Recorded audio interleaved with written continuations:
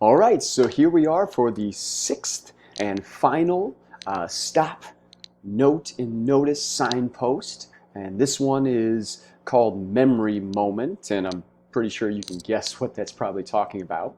And the whole purpose of this particular signpost is to help us understand why characters do what they do or say what they say. Okay, now this one is very, very easy to stop and note when you're reading because the author is going to interrupt the current action of the story and tell us a memory from a character's point of view, usually the main character, though it doesn't always have to be.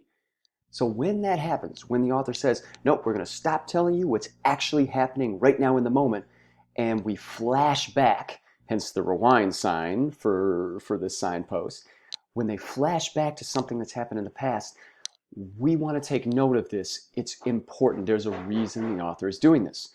So when they interrupt that action to tell us a memory, we want to stop and ask, why might this memory be important? Why might this memory be important? Now, the answers we come up with when we ask this anchor question is they might tell us something about the theme that the author is trying to convey, those big picture life lessons they want us to think about. It might tell us about the conflict, the internal struggles that the main character is going through.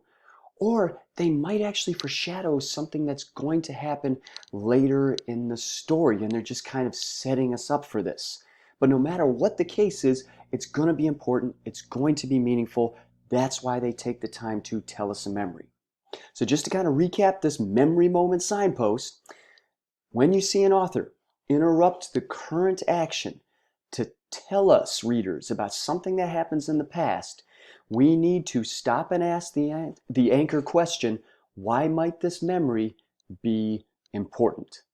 So that's it. That's the sixth and last stop, note, and notice signpost when you're reading or watching movies or a show or something. So be on the lookout for them as we keep reading. Take care.